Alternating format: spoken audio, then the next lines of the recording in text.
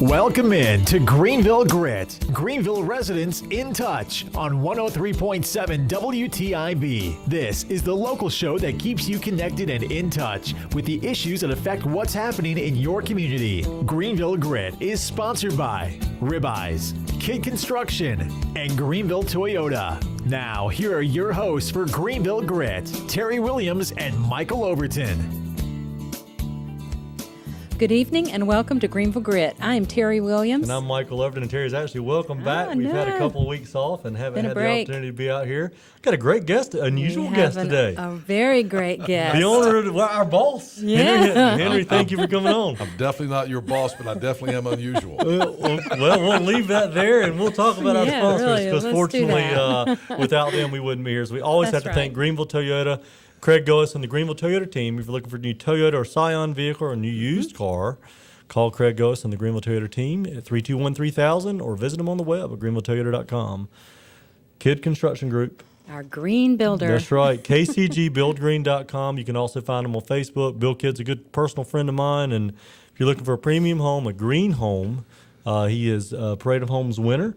Has built homes all over Greenville and does rehabilitations too, or rehabs. So if you're looking for something, give him a call. Also, the Overton Group, real estate professional serving all of Eastern North Carolina. And lastly, we always think about Ribeyes Steakhouse. Oh, I know. You see their traffic over the holidays. Yeah, they were busy. We actually had our company Christmas party there. Well, we tried to eat there job over the holidays, and it was like a 35-minute wait, so we couldn't wait. If you want a good ribeye and a good salad bar, visit them. Salad bar's so good. That's my favorite. I love it. Well, visit them on Arlington Boulevard at the corner of Fire Tower in Arlington. They also have a location in Williamston. So we are going to take our 2-minute commercial break, and then we're going to come back and we're going to talk about our 2014 wrap-up, Henry, some of the things that went on. You talk about a lot of this on Talk of the Town in the mornings, and then we're going to talk about maybe what's going to happen in 2015. What do we see happening in this city? So we'll be back in 2 minutes.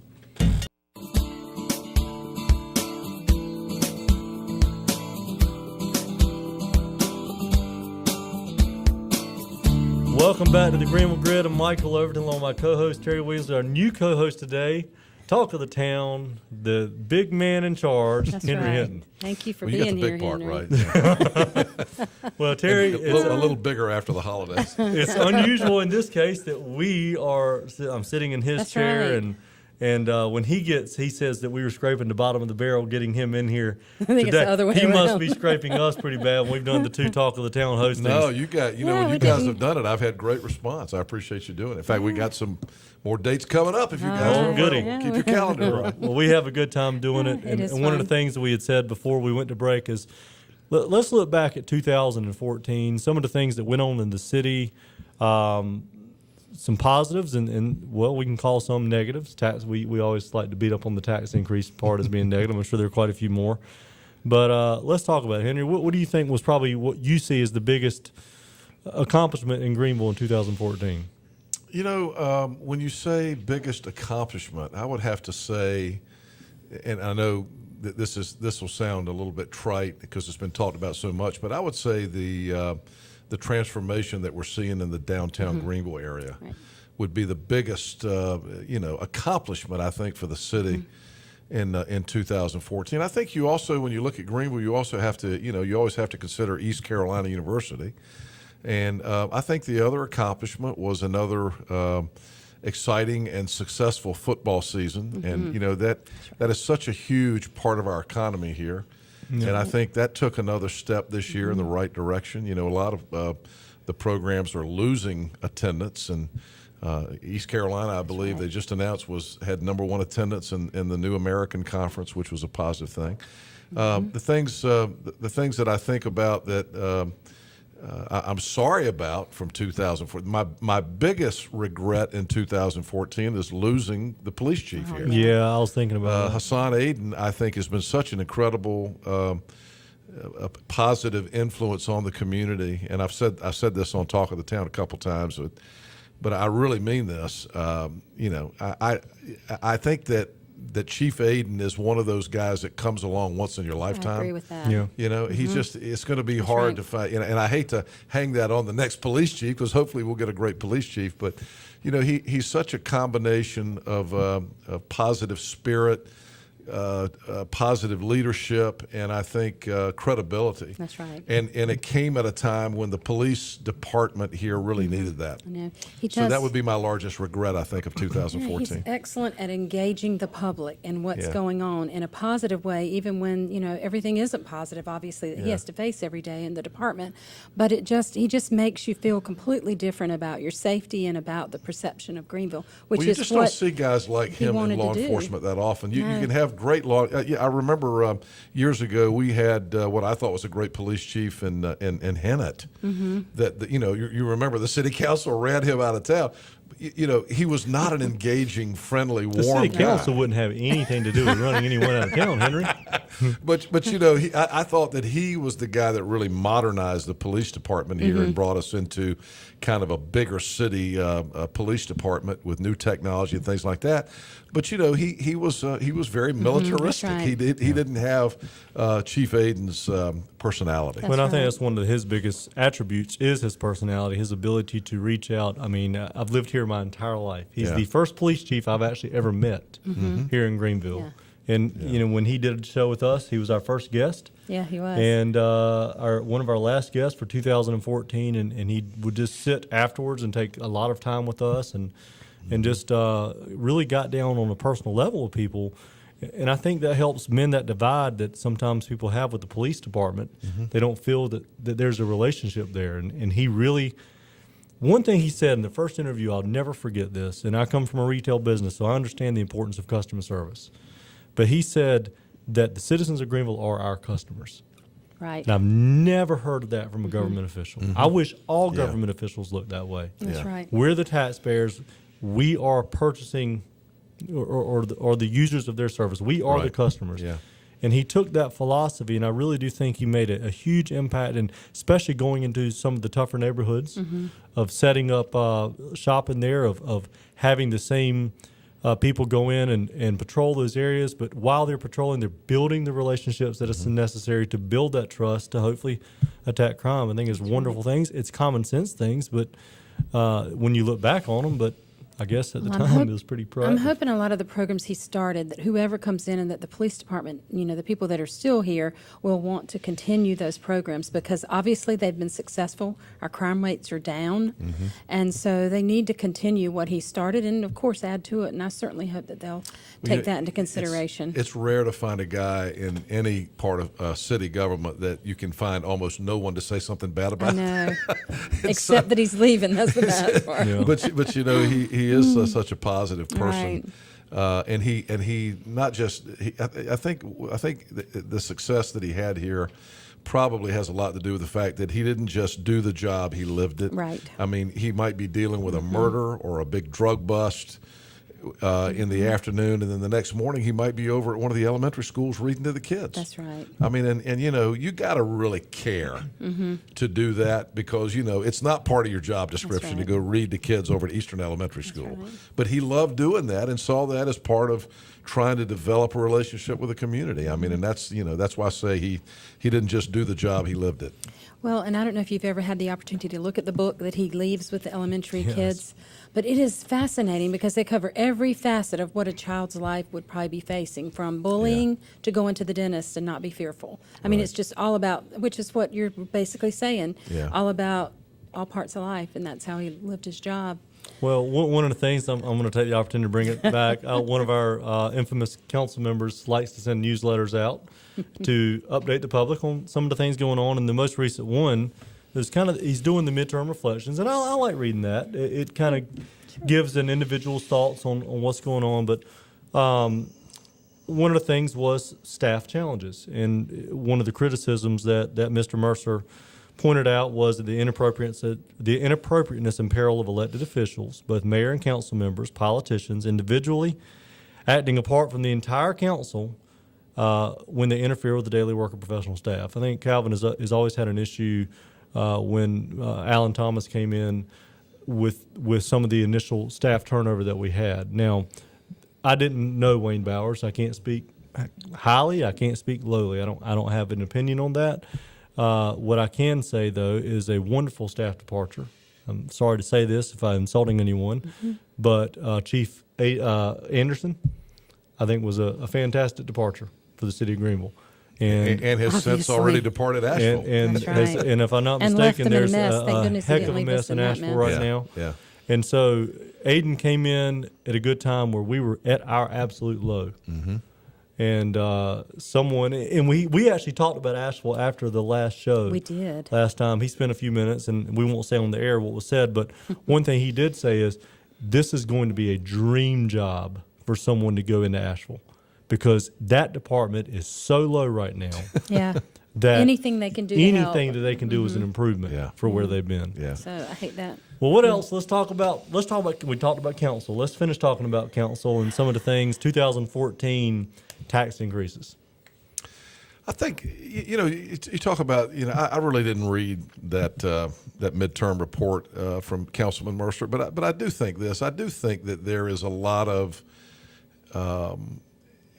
amateurish and childish and immature finger pointing that goes on that it looks like kind of amateur politics to me that takes place with the city council. I think that Calvin Mercer sat on a city council and was on the bottom end of a 2-4 vote for all those years and feels like now he's got the control with a 4-2 vote. And, the reality of it is I really wasn't necessarily in favor of having anybody have a 4-2 vote. I think you should – I think that you need to take the best interest of your elected officials across the city at heart when you're making decisions. And I think that kind of stuff becomes very childish and petty. Right. I do believe that personifies a great deal of the activity that we see with the Greenville City Council, and I think it's sad. There's just it's clear that people don't like each other. It's clear that that there are agendas that enter into the decision-making process on just about every issue that pops up. Exactly right. And with regard to 2014, I think you got to look back at, you can't look back at it without looking at the way that the tax increase was handled. And again, it's kind of it's almost characteristic of what you just read of the way he is portraying the way people. He's pointing fingers at other people. They pointed fingers at the legislature by saying, you're not allowing us to put in this big $600,000 tax increase on businesses that the truth of the matter is should never have been there in the first place. So we're going to use that to increase your taxes. And then, oh, by the way, it's time to do the budget. We're going to increase it another penny. And so what you're going to see in 2015 is, hey, we lowered your taxes because what they're getting ready to do is lower taxes by 1 penny. And they'll do that right before the election, probably. Probably. So that they can argue, well, we dropped your taxes. Yeah, so they're going to, if anybody buys the argument that our taxes are getting lowered in 2015, shame on you. You need to pay attention because the city is like Fort Knox with cash right now. Yeah, they got more cash than they can ever spend right now unless they start coming up with petty projects, which is another thing I'm worried about. Well, that's possible. That's possible. Planning session is in a couple of weeks, and I think you'll see a lot and come when out you of that, hear of pet crazy projects. stuff like,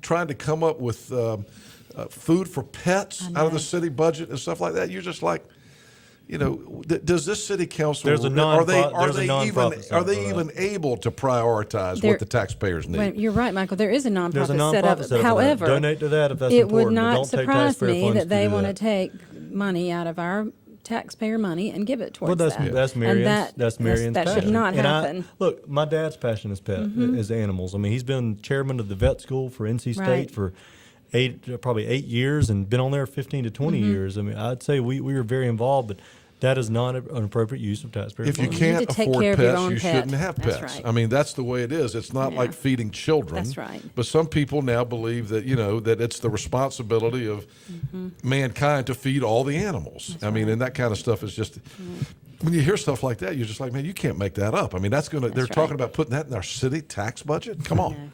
Well, I actually, on the air, I've asked Terry Boardman, I said, he did such a good job of discovering the money in the vehicle replacement fund. I said, go ahead and get to work on the other funds.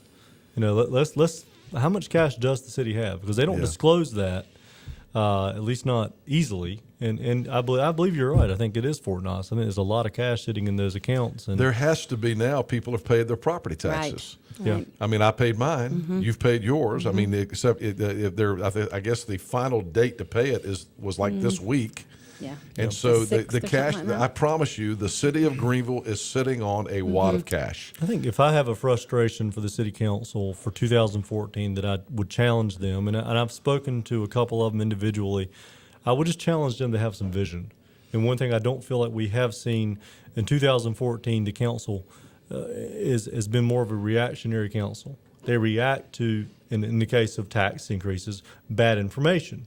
They did not have That's all the correct, information, That's right. so they quickly did it. Could they have waited 2 or 3 months? Sure, they could have. Of course they could They have. didn't want to.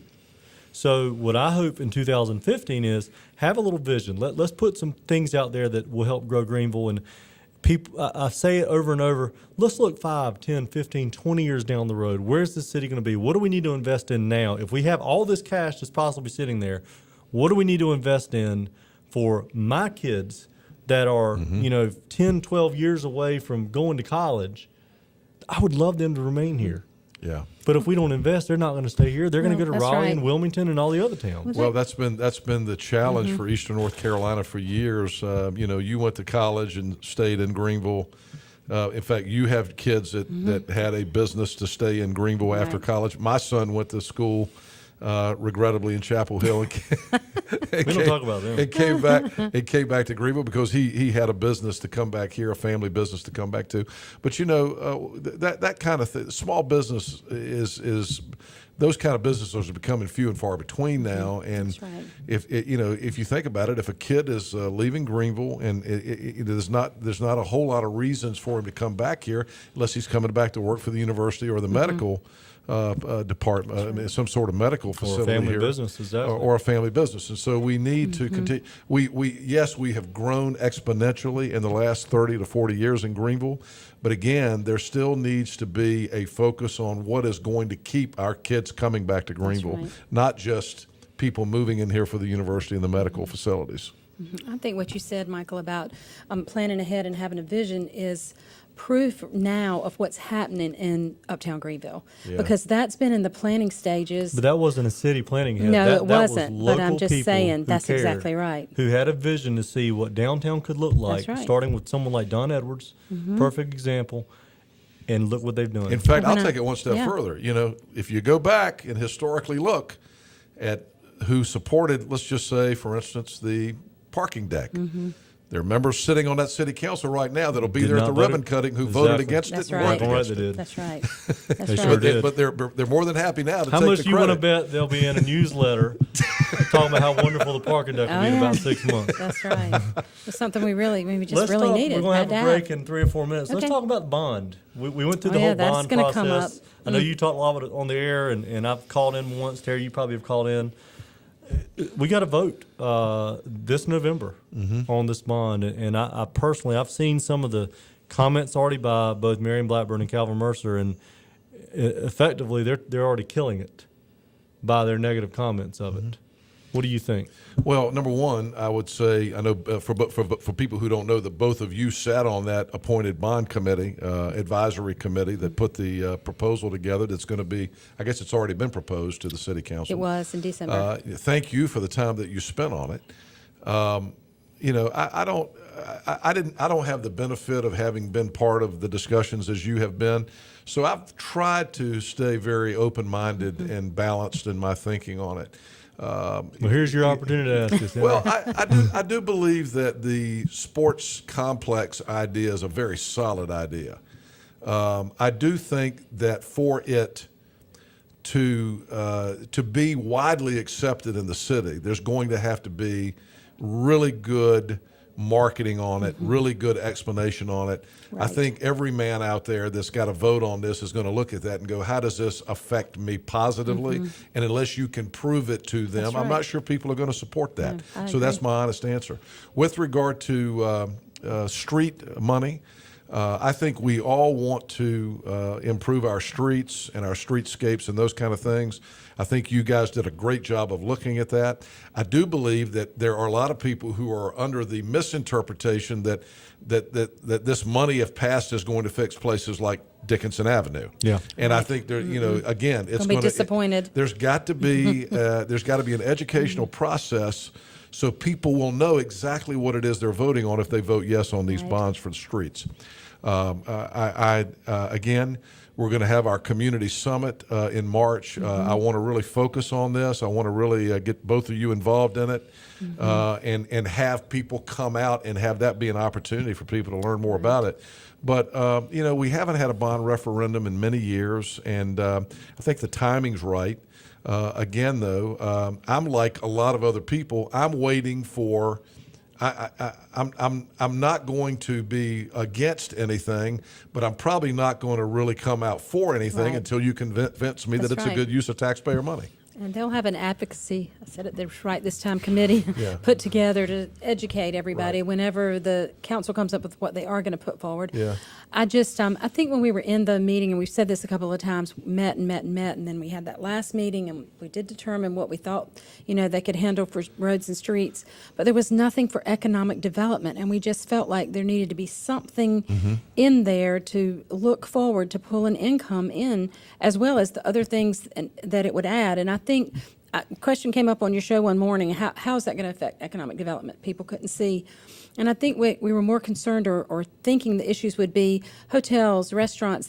People would start coming to the area more and more, because even Rocky Mountain said that they fill up our hotels for their complex. Right. And so, a lot of times for different events that they're holding. So obviously. And people, you're talking about bringing entire families here, spending money. That's right. Staying entire weekends, 2-3 days. Some of these tournaments last a couple weeks. Well, we started off the show today with me talking about what an economic impact ECU football is. Exactly. And then, You think about one weekend of ECU football. Yeah, you do not have anything that really brings people to Greenville. Basketball doesn't do it. You don't have anything that really brings people to Greenville after December 1st. The rest of the year. That's right. So, if you can create a reason for Greenville to be a destination for families to come during the soccer season, during softball, That's right. all the different sports where the sports complex would be in use, the idea has a lot of merit. Well, and I think, too, it concerns me, Bradford Creek and the economics that it doesn't bring. Good Lord. We'll and talk it's about in that the after hole. the break. Bradford Creek But and we Greenville did Country talk Club. That'd be a about good one. Bradford Creek's location possibly being used, maybe turning that into like a 9-hole course, using part of that for the new sports complex and incorporating some of that into it might help cut down on the cost, or might help Bradford Creek. Because that seems to be a losing proposition. We can Costs talk us more money. about that. We are going to have to go take our second Sounds commercial good. break. We'll come back. We have about 4 minutes to wrap up with our special guest, Henry Hinton. Be back in 2.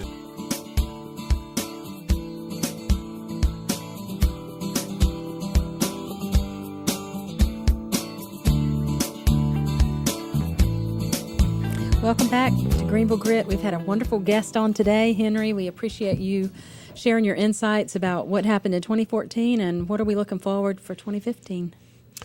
2015, I think we're hoping that the economy will continue to improve in Greenville. I'm looking forward to that 1 cent tax decrease that the city council is going to give me, and all that extra money that I'll have in my pocket that they actually took away this year, by the way. If you own property in Greenville, so that's the thing. People who didn't own property, they didn't really feel it. 65% of the renters did not feel If you've it. just That's paid, now, come on, Mitt Romney. But if you own a commercial property or a home in Greenville, That's right. That 2 cents really hits you this year, and so that's going to come back. How about nationally? Yesterday we had the swearing in of our new congressional members. I think it's going to be interesting. I think we're going to have gridlock of a different kind in Congress. I think, now that Obama has said he's going to veto the Keystone Pipeline, if he's going to veto that is an absolute, because even a lot of the Democrats in Congress, He'll probably get overridden on that. it probably will get overridden. I Right. mean, but it just shows you that, he's not willing to negotiate or compromise on anything. So I think you'll just see more gridlock. And frankly, I think that will play into the hands of Republicans for the 2016 election. I do too. I am willing to bet you that we will see in North Carolina and in Greenville a huge amount of presidential candidates this year, Right. because the primary has been moved up to February. And so North Carolina will play a huge role in national politics in the presidential election for the first time ever, Right. because we're going to be the largest state. We're going to be the first state that's in the top 10 to have a primary.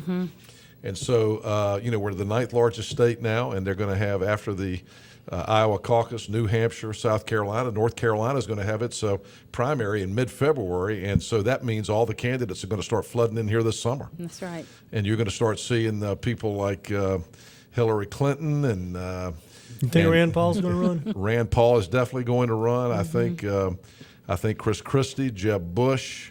Well, Mike Huckabee's talking about it. I think Mike Huckabee's Yeah. going to run. I And like you know that what? guy. I still believe that Mitt Romney's going to run. We'll Yeah. see. That's possible. But I think you're going to see all of them flooding Right. in and out of Pitt County this You're going year. to see some more election campaigning coming up about starting July and August in this town too. Locally. We got a city council. We do have a city council We do. election this so year. that's going to I be think that'll be interesting. Mayor an too. Thomas, his interesting- name's been thrown out as a potential I know. candidate to run against Richard Burr. I don't know where that came from. I still don't know, but my guess is not that heard it came that from either. Jim Hunt. Yeah, I would think. But Alan Thomas, Mayor Thomas, I think has done a great job. I hope he remains on as the mayor here. Right. But I think that would be an uphill battle to try to take on Richard Burr from where he stands today with his Right. name recognition versus Richard Burr's across the state.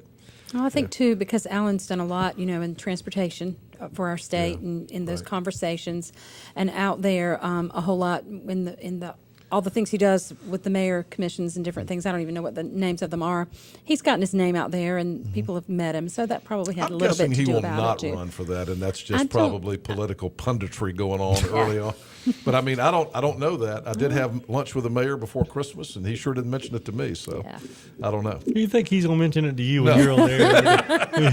I'm He would sure definitely not I'm mention sure it it to feels me. good to be mentioned, though. I don't know. I'm wondering who else might run for city council this year. That's going to be well, it's tough. going to be interesting. That will be very interesting. I know two people that I would like to see run. Well, we appreciate that. That's very kind. I think we're, I didn't we're say who. Far out. Well, we appreciate Well, you were whoever kind of may be. pointing in our direction. We kind of wanted to slow that down right now. Well, can you cut that part out, Michael? We don't. Anyway, well, thank you again, Henry, for coming Yeah. on We so today. appreciate And it. Thank you for allowing us to do the show here. Yes, We had a It's Thank good you been a time. lot of thank fun. you guys for doing the show. This has been a real great addition to our lineup, and Well, I hear a thank lot of you. positive comments. And it's great to focus on city issues here, and you guys do a great job with it. Thank Well, you. we're going to Appreciate wrap it. it up. We got to thank again Ribeye Steakhouse, Greenville Toyota, the Overton Group, and Kidd Construction Group. Till next time, we will see you next Wednesday.